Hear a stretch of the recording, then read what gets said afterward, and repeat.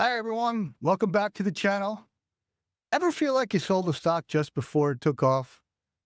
Like you left a ton of money on the table? Today, we're going to dive into a core investment philosophy that we have that could help you avoid that. It all boils down to one powerful idea. It's a quote from Jesse Livermore. The big money is made in the big moves. That quote, attributed, like I said, to Jesse Livermore and highlighted by investment guru Bill Miller, really hits home. Think about it.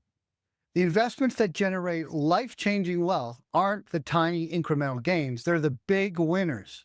Companies and assets that experience massive growth over time. But here's the catch. Holding on to those big winners is hard. Volatile markets can tempt even the most seasoned investors to sell their winners way too soon. I know early in my career, I used to have this real problem of wanting to lock in my gains. And all that did was lock in my gains, my taxes, and lowered my after-tax returns. Gotten over that since.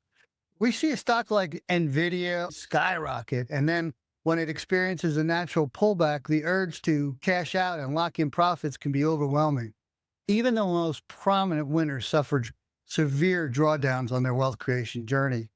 Think back to the tech boom of the 1990s. Companies like Dell and Microsoft and Cisco saw incredible growth with over 10,000% in returns. Yet, virtually no investors made 100 times returns. Why? Because they likely sold too early, scared off by the inevitable dips along the way. Fast forward to today, and we're seeing similar patterns. Samantha McLemore, over there at Bill Miller's old shop, which he calls Patient Capital, and her firm look at the top performers in the S&P 500 since 2019, and guess what? Tech is leading the way, with AI being a central theme. The top three: Nvidia, up a staggering 1,942%, super microcomputers up 1,688%, and Tesla up 911%. And let's not forget Bitcoin, the cryptocurrency, which has climbed 1,077%.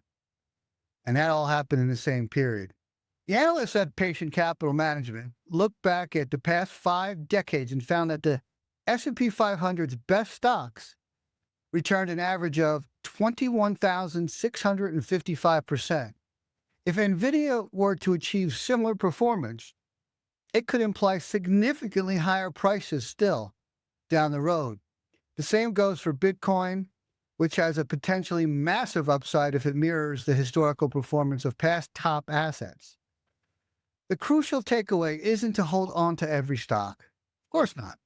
It's about identifying the companies and assets with the potential for significant long-term growth and having the patience and the discipline to ride out the inevitable volatility.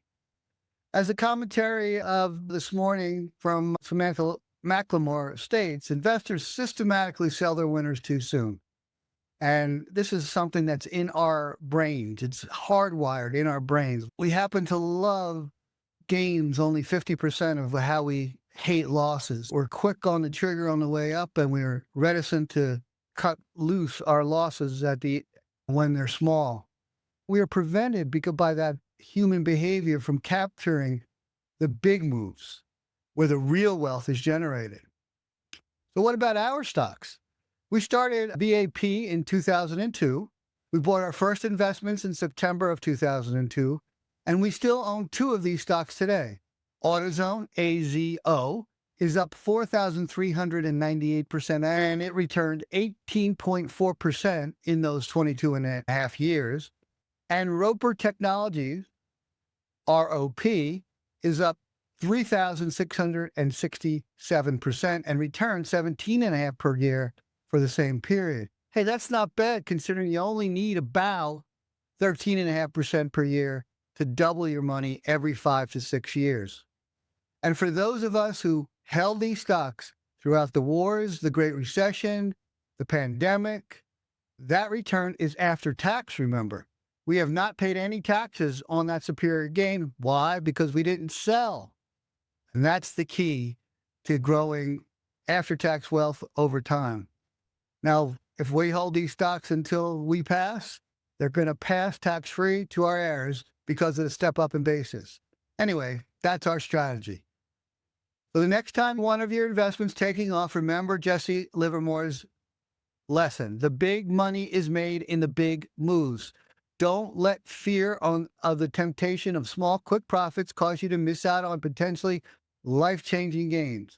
Consider long-term potential. Understand that downdrafts, the drawdowns like we're going through right now, are expected. We expect this to happen along the way of our long-term journey, and cultivate the patience to allow your winners to run.